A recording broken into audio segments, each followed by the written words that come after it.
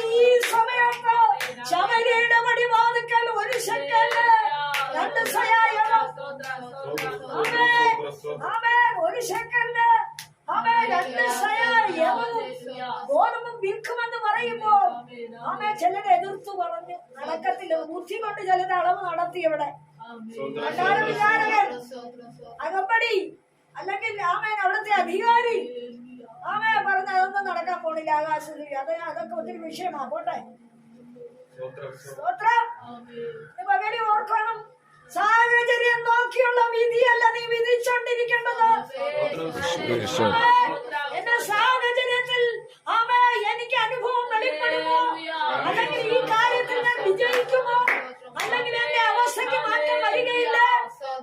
ഞാൻ അനുഭവിക്കുന്ന ക്ലേശത്തിനും ഞാൻ അനുഭവിക്കുന്ന ബുദ്ധിമുട്ടുകൾക്കും ഞാൻ അനുഭവിക്കുന്ന സങ്കടങ്ങൾക്കും ഒരു വിടുതലില്ല എന്ന് സാഹചര്യം നോക്കി നീ വിധിക്കുമ്പോ ദൈവം പറയുക, നിന്റെ നിലവിളി എന്റെ അടുക്കലുണ്ട്. സ്തോത്രം സ്തോത്രം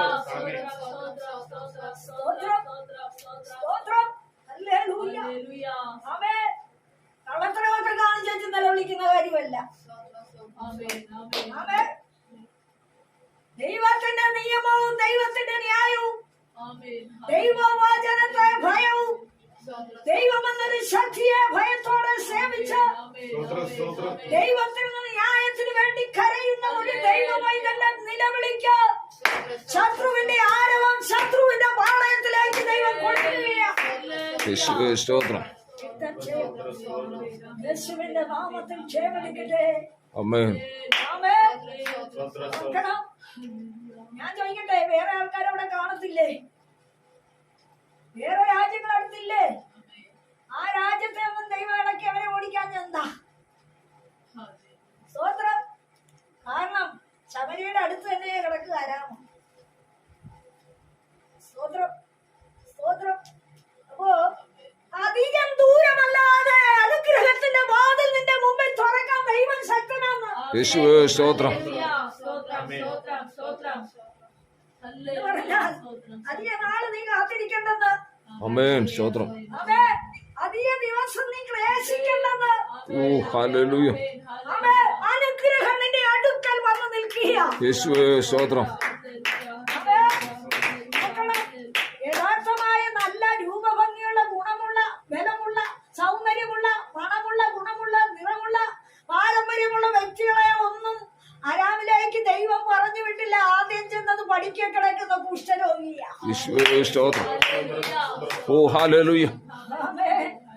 ആരും തിരിഞ്ഞു നോക്കാതെ അവഗണിക്കപ്പെട്ട് ആട്ടിക്കളയുന്ന മരണത്തെ കാത്തു കിടക്കുന്ന ആരും കുഷ്ഠരോഗി എന്ന് പറഞ്ഞാൽ അംഗീകരിക്കാൻ പോണില്ല. ആ വ്യക്തിയെ ദൈവത്തിന്റെ ദൂതൻ ചെന്ന് തട്ടി ഉണർത്തി പാളയത്തിലേക്ക് വിട്ടുകൊടുത്തു. ചില കാഴ്ചപ്പാട് വെളിപ്പെടുന്ന എവിടെയാണെന്ന് അറിയാമോ? നീ അവതരിച്ചിട്ടിരിക്കുന്ന ചിലരിൽ നിന്നാണ് ചില വിടുതൽ ദൈവം. സ്തോത്രം.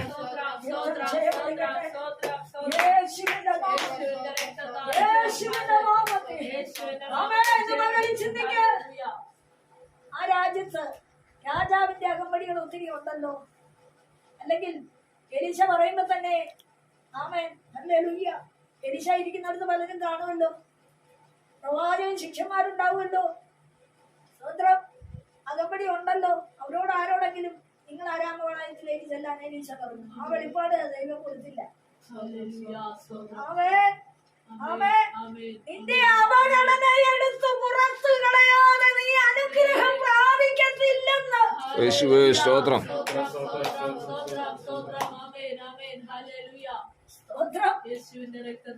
ചിലരെ കുറിച്ച് ചില അവഗണന ഉള്ളിൽ കയറിയ പിന്നെ നശിച്ചാലും അവഗണന വിടത്തില്ല. എന്നാ ദൈവം അങ്ങനെയല്ല. പാപമുള്ള ദേഹി മരിക്കുന്നുണ്ട്. എന്നാ പാപി മനം തിരിയുന്നതിലാ ദൈവത്തിന് ആവശ്യം, ദൈവത്തിന് ആഗ്രഹം. ഞാൻ പാപികളെ വിളിക്കാനാവുന്നാ പറഞ്ഞത് ഇല്ലേ? ഇത് സകല പാപവും ചെയ്തിട്ട്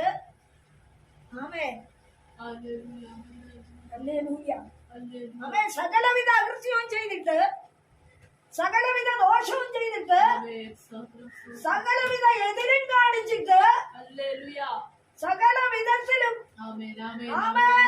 ഉപദ്രവിച്ചിട്ട്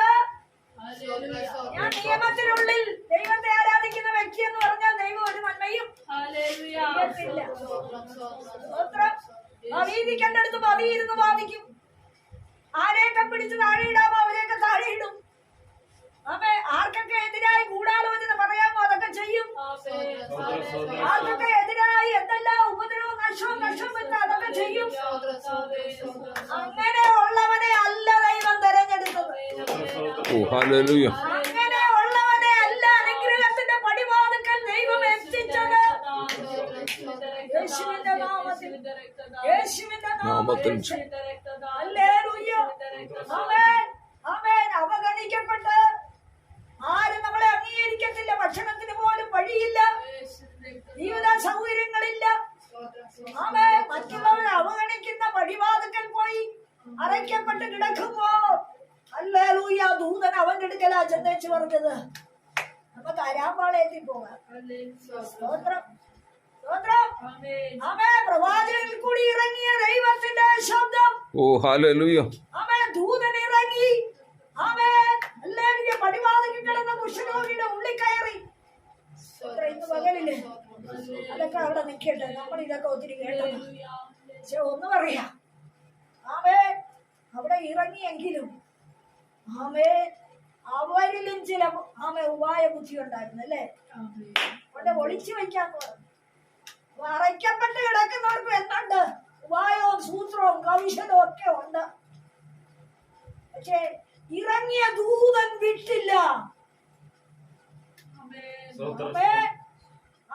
ദൈവത്തിന്റെ ആത്മാവ് കൽപ്പിച്ചത് ചെയ്യുവാൻ ഒരു വ്യക്തിയെ ചുമതലപ്പെടുത്തിയിട്ടുണ്ടെങ്കിൽ ദൈവം അത് അവനെ കൊണ്ട് തന്നെ ചെയ്യിപ്പിച്ചിരിക്കും.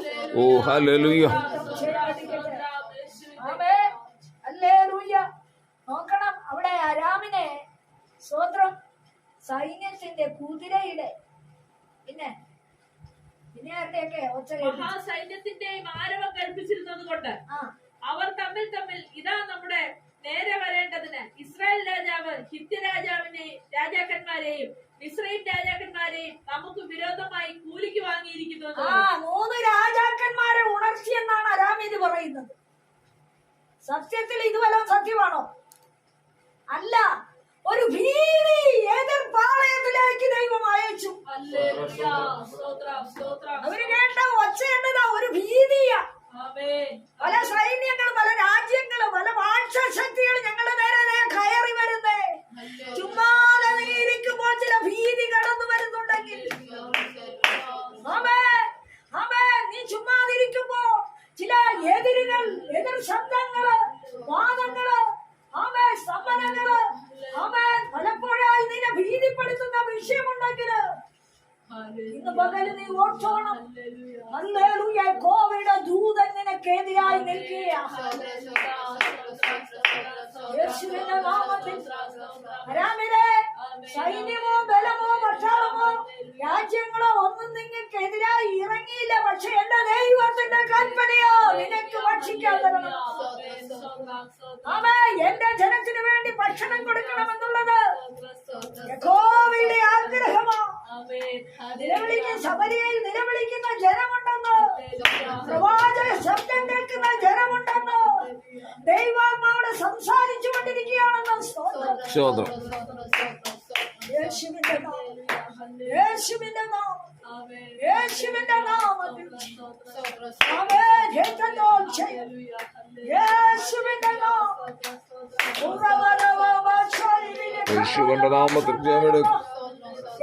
ജയമെടുക്കട്ടെ. സൈന്യത്തെ ഓർച്ച കൽപ്പിച്ച ദൈവം ഇസ്രായേൽ ജനത്തിന് വേണ്ടി ഭക്ഷണം ഒരുക്കി തക്ക സമയത്തത് അവന്റെ കയ്യിലെത്തിക്കത്തക്കവണ്ണം പ്രവാചകന്റെ ശബ്ദത്തോടെ വെളിപ്പെട്ടെങ്കിൽ നിങ്ങൾ എവിടെ മടുത്തു നിൽക്കുന്നുവോ, എവിടെ തടയപ്പെട്ടു നിൽക്കുന്നുവോ, എവിടെ നിങ്ങൾ എതിരിട്ട് നിൽക്കുന്നുവോ, എവിടെ നിങ്ങൾ അവഗണന അനുഭവിക്കുന്നുവോ, ദൈവ ശബ്ദത്തിന് നിങ്ങൾ വില കൊടുക്ക്. ദൈവ വചനത്തിന്റെ കേൾവിക്ക് നിങ്ങൾ വില കൊടുക്ക്.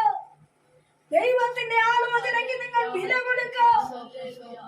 ദൈവഹിതത്തിന് നിങ്ങൾ വില കൊടുക്ക.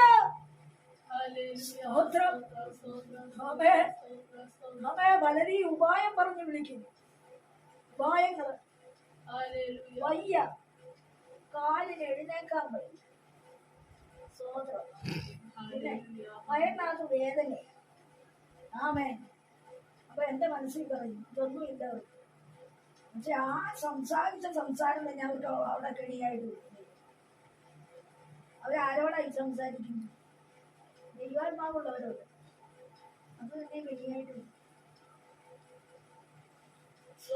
എന്ത് നിന്റെ ദൈവത്തെ സ്തുതിക്കുന്ന നാവുകൊണ്ട്, എന്ത് നീ ദൈവാത്മാവുള്ളവരോട് എതിര് പറയുന്നു, അത് തന്നെ നിന്നെ ആഞ്ഞു കൊത്തും. സ്തോത്രം, സ്തോത്രം. പകലിൽ ചിന്തിക്കേണ്ട കാര്യമാണ്.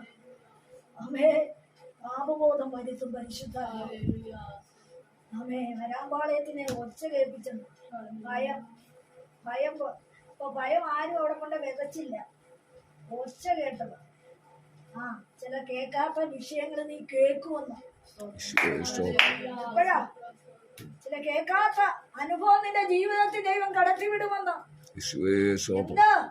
ആമേ, ദൈവജനത്തിന് വേണ്ടി ഹല്ലേലൂയ, ആമേ, ഹല്ലേലൂയ. ദൈവം കരയുന്ന തന്റെ ജനത്തെ ഓർക്കുന്ന ദൈവമാകൊണ്ട് അവരുടെ കരച്ചിന് മറുപടിയായി ആമേ ശൂന്യതയിൽ വിളിച്ചു വരുത്തി കൊടുക്കുവാൻ ചിലരെ ഒച്ച കേൾപ്പിച്ച് ഓടിച്ചു കളയുമെന്ന്. അതാണ് വചനം എഴുതിയിട്ടിരിക്കുന്നത്. ആരും ഓടിക്കാതെ ദൂഷണം ഓടിപ്പോ. പിടിച്ചു പറിക്കാൻ നടക്കുന്നത്, വ്യഭിചരിക്കാൻ നടക്കുന്നത്. സ്തോത്രം. ആരും അവരെ ഓടിക്കണ്ട, അവര് പറഞ്ഞങ്ങ് പൊക്കോളും. സ്തോത്രം. നമ്മൾ പ്രകാരം ഒന്നും ചെയ്യാൻ പോകണ്ട. സ്തോത്രം. ആമേ, സത്യമായ ജീവനുള്ള, ആമേ, ദൈവവചനമുള്ള, ആമേ, ജീവനുള്ള ദൈവത്തിന്റെ മുമ്പിൽ നിൽക്കുന്ന ചിലരെ വിശുദ്ധി പ്രാപിച്ച് ഭൂമിയിലുണ്ട്. സ്തോത്രം. എന്നാൽ അറയ്ക്കപ്പെട്ടവര്, ആമേ, ഹല്ലേലൂയ, പാപികളായ ജനം, വശീകരണ ശക്തിയുള്ള ജനം, ആമേൻ, അകൃത്യത്തിൽ കുടുങ്ങിയ ജനം, ആമേൻ, പാപത്തിൽ മുങ്ങിക്കിടക്കുമ്പോൾ ഹല്ലേലൂയ, ആമേൻ, ആരും കാണുന്നില്ല എന്ന് കണ്ടുകൊണ്ട് അകൃത്യവും പാപവും വഞ്ചനയും വായ്ത്താളവും അടിച്ച് ആമേൻ ദൈവജനത്തെ അവരുടെ നന്മയെ അപഹരിക്കുവാൻ പിടിച്ചു പറിക്കുമ്പോൾ സ്വന്തം ഏതനുഭവം കൊണ്ടവർ അപ്രകാരമായോ ആ അനുഭവത്തെ ദൈവം കൊടുത്തിടും. ഒരു ഭയം കൊടുക്കുമെന്ന ദൈവം, ഒരു ഭയം കൊടുക്കുമെന്ന യേശുവിന്റെ നാമത്തിൽ. ഭയമില്ലാതിരിക്കുന്ന ഇടത്ത് ഞാൻ മഹാഭയമയക്കുമെന്ന് ദൈവം പറഞ്ഞിട്ടുണ്ട്. നമുക്ക് ശരീരത്തിന് ബലമുണ്ട്, ആരോഗ്യമുണ്ട്, നമ്മുടെ ജീവൻ പോയിട്ടില്ല, രോഗക്കിടക്കയിലല്ല. നമ്മൾ അയ്യം പിടിക്കുന്ന അനുഭവം ഒന്നും നമുക്കില്ല. പല വിധത്തിൽ നമ്മൾ ജയിച്ചു നിൽക്കുകയാണെന്നുള്ള തോന്നലുണ്ടെങ്കിൽ ഒരു കാര്യം ഓർത്തുകൊള്ളണം, എനിക്കിപ്പോൾ ബലമുണ്ട്. എന്നാൽ നീ കാട്ടിക്കൂട്ടുന്ന ആമേൻ വാക്ക് ചിന്ത പ്രവൃത്തിയില് ആമേൻ ദൈവഹിതമല്ലാതൊരു വിഷയമുണ്ടെങ്കിൽ ആമേ ഏത് അനുഭവം കൊണ്ട് നീ അപ്രകാരമായോ ആ അനുഭവത്തെ ദൈവം കൊടുത്തിടത്തക്കവണ്ണം നീതി നിന്റെ മേലായിരിക്കും. ദൈവവചനത്തിന്റെ അടിസ്ഥാനത്തിലാണ് ആമേൻ അത് എഴുതിയിരിക്കുന്നത്. അരാം സൈന്യത്തെ ഇളക്കി ഓടിക്കാൻ ഇസ്രായേലിന് ഭക്ഷണമില്ല, ഇസ്രായേല് കരയുക, പ്രവാചകന്റെ മുമ്പിലിരിക്കുക. പക്ഷേ ദൈവം വിട്ടില്ല. ആമേൻ ഒരുത്തനെ എഴുന്നേൽപ്പിച്ച് ദൂത് പറയുക. അവിടെ എതിർപ്പ് അകമ്പടി നായകൻ പറഞ്ഞെങ്കിലും കുഷ്ഠരോഗിയെ എഴുന്നേൽപ്പിച്ച ദൈവം ഹല്ലേലൂയ പാളയത്തിൽ വിട്ട് ആമേൻ ഇസ്രായേൽ ജനത്തിന് വേണ്ടുന്ന നന്മ കാണിച്ചു കൊടുത്തു. ആമേൻ നമ്മളോട് ദൈവത്തിന്റെ വാഗ്ദത്തം, നമ്മുടെ തലമുറയെ കുറിച്ച് നമ്മളോട് ദൈവത്തിന്റെ വാഗ്ദത്തം, നിന്റെ സന്തതിയെ അനുഗ്രഹിക്കാം, അവർ ഐശ്വര്യപ്പെടാം, അവരനുഗ്രഹിക്കപ്പെടും, അവരുടെ നന്മ നീ അനുഭവിച്ച ഭൂമിയിൽ നിന്ന് മാറിപ്പോകൂ എന്ന് നിന്നോടും എന്നോടും വാഗ്ദത്തമുണ്ടെങ്കിൽ അത് നടക്കും വരെ ജീവനും സ്വസ്ഥതയും തന്നവൻ നിന്നെ പോറ്റുവാൻ ശക്തിയുള്ള ദൈവമാണ്. നിന്റെ കരച്ചിൽ കണ്ട് ഭീതിപ്പെടുത്തേണ്ടതിനെ ഭീതിപ്പെടുത്തി ദൈവം ഓടിച്ചു മാറ്റിയിട്ട് അനുഭവിക്കേണ്ടവരെ അത് ഏറ്റെടുക്കേണ്ടവരെ യഥാർത്ഥമായ സ്വസ്ഥതയിലാകേണ്ടവരെ ദൈവം അവരെ അവരുടെ മടിയിലെ നടന്ന് തരുമെന്നാണ് ആ മൂന്നിന്റെ അർത്ഥം. 3 സൈന്യം, 3 ബലം, 3 ശക്തി അവിടെ വെളിപ്പെടുന്നു. പാളയത്തില് സൈന്യത്തിന്റെ ഒച്ച, 3 രാജാക്കന്മാർ, രാജ്യത്തിന്റെ ഒച്ച, പിന്നെ ആമേൻ അവിടെ വലിയ മഹാസൈന്യം വെളിപ്പെട്ടെന്നുള്ളത്, മഹാശക്തി വെളിപ്പെട്ടെന്നുള്ളത്. അപ്പോൾ 3:6